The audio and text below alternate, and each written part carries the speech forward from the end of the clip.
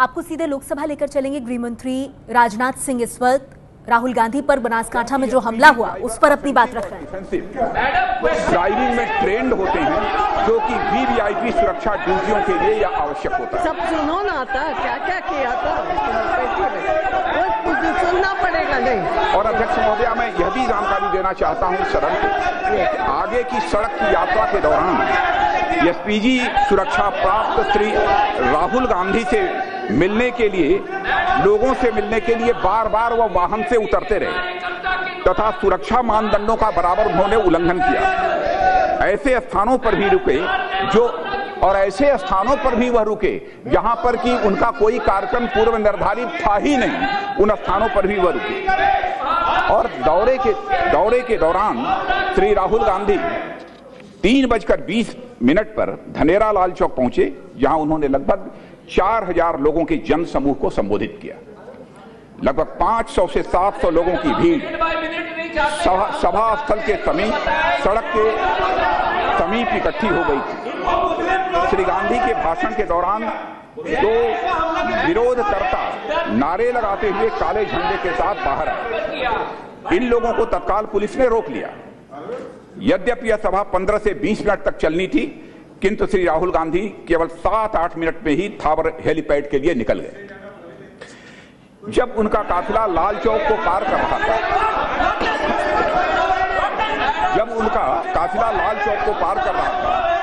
तभी भीड़ में से किसी एक अज्ञात व्यक्ति ने एक पत्थर फेंका, जिससे पिछले बाएं दरवाजे की खिड़की का शीशा जो नॉन बीआर कार थी उस पर टूट गया।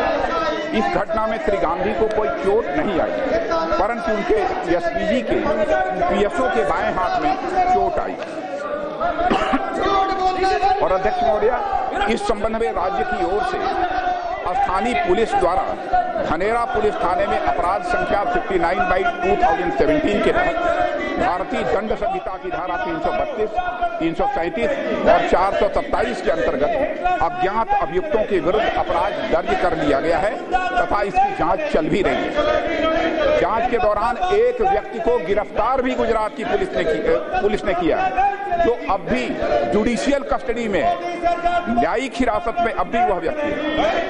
इस घटना को गंभीरता से लेते हुए गुजरात के मुख्यमंत्री ने इस घटना के सभी सुसंगत पहलुओं की जांच कराने के लिए उसी दिन अपर पुलिस महानिदेशक रैंक के एक अधिकारी को भी नियुक्त कर लिया है। एडीजी रैंक के अधिकारी को नियुक्त किया है पूरे मामले की जांच करने के लिए। यह उल्लेखनीय है कि श्री गांधी को बुलेट रेस्ट्रेंट कार का प्रयोग करना चाहिए था, जो एक एसपीजी सुरक्षा प्राप्त व्यक्ति के रूप में उनके द्वारा अपेक्षित है।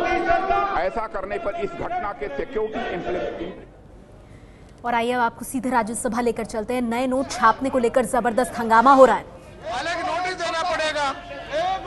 I cannot examine it now. I am not an expert. You will have to give another notice. I cannot examine the notes now. I am not an expert. I am telling you. See, honorable members. No, please. Sharad Yadav ji, Sharad Yadav, listen to me. You are showing me photocopy of notes. Please. I can show you here. Okay. No, I agree. But yes, Derek O'Brien, I am not an expert for this to examine this. You give separate notice, we will consider. You give separate notice. I am not the expert to examine it. You give notice. 1 minute. 1 minute. Give me a chance. Sir, give me a chance. 2-5. You asked for the rule. I told you. Whatever maybe I have given the ruling. You give another notice. You give separate notice. Sir, the notes have been tabled with your office. I am not allowing under 250. Sir, the notes have been tabled with your office. I am not allowing under 258. I am not allowing under 258. I'll give this to the finance minister. Please ask for it. Sir, the notes have been tabled by the member. Yes, give it to finance minister. I have no objection. Sir, the notes have been tabled. There is no such provision that you can flash any paper at any time and say it's a point of order. There are rules under which you give notice. You start raising issues with regard to the currency of the country in this manner and such irresponsible statements are made, there is a misuse of zero hour going on and it should not be permitted at all. So 258. 258. No, sir. Now, why don't you give notice, separate notice?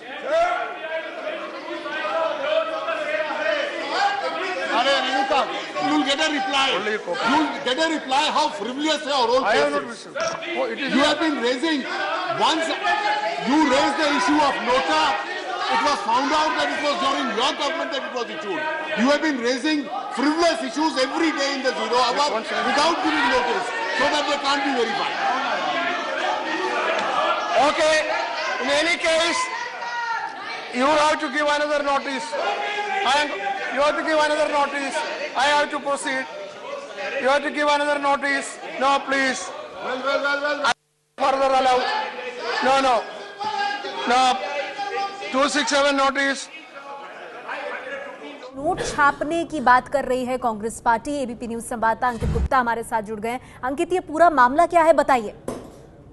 मामला जो है इसको उठाया है कपिल सिब्बल ने। कपिल सिब्बल जो है अपने हाथ में एक जो है फोटोकॉपी लेकर आए हैं जिसपे दो तरह के नोटों का जो है कॉपी थी, जिस पर ये कपिल सिब्बल ने बताने की कोशिश की है कि रिजर्व बैंक ऑफ इंडिया दो तरह के नोट छाप रही है। एक ही डिनोमिनेशन के दो तरह के नोट छप रहे हैं और उसकी वजह से एक नोट सरकार चला रही है, सिब्बल का ये आरोप था सदन में, और दूसरी जो है पार्टी चला रही है और पार्टी उसका अपने तरह से इस्तेमाल कर रही है। जिसके बाद में मल्लिकार्जुन खड़गे जो कि विपक्षी नेता है वो खड़े हुए और उन्होंने जो है ये कांग्रेस के नेता है मल्लिकार्जुन खड़गे, उनका ये कहना था कि ये शताब्दी का सबसे बड़ा घोटाला हो रहा है, जिस पर अरुण जेटली और मुख्तार अब्बास नकवी खड़े हुए। उन्होंने कहा कि जो सरकार इस तरीके से सरकार के ऊपर जो आरोप लगाए जा रहे हैं वो पूरी तरीके से बेबुनियाद है और ये तो कोई मुद्दा ही नहीं है। जिसके बाद में उप सभापति ने कहा कि आप जो है, जिसके पास शरद यादव भी खड़े होते हैं, शरद यादव भी उसी तरीके से फोटोकॉपी दिखाते हैं और वो भी वही आरोप लगाते हैं कि आखिर दो तरह के नोट देश में छप कैसे सकते हैं। जिसके बाद में उप सभापति ने कहा है कि मैं कोई एक्सपर्ट नहीं हूं, आप फोटोकॉपी लेकर आए हैं तो इसके आधार पर मैं कैसे मान लूं, और इस पर अगर आपको चर्चा करनी है तो ये कानून के तहत ही होगी। लेकिन ये जो मुद्दा है ये अपने आप में काफी गंभीर है क्योंकि विपक्ष यहाँ आरोप लगा रहा है कि रिजर्व बैंक ऑफ इंडिया एक ही डिनोमिनेशन के दो तरह के नोट का मुद्दा जो आप बता रहे हैं कि फोटोकॉपी करके बाकायदा कांग्रेस पार्टी ने उस पर्चे को उठाया है राज्यसभा में और जबरदस्त हंगामा सरकार कह रही है कि इस तरह के मामले आप इस तरह से जो जीरो आवर है उसमें दखल डालने के लिए नहीं उठा सकते। ये है एबीपी न्यूज, आपको रखे आगे।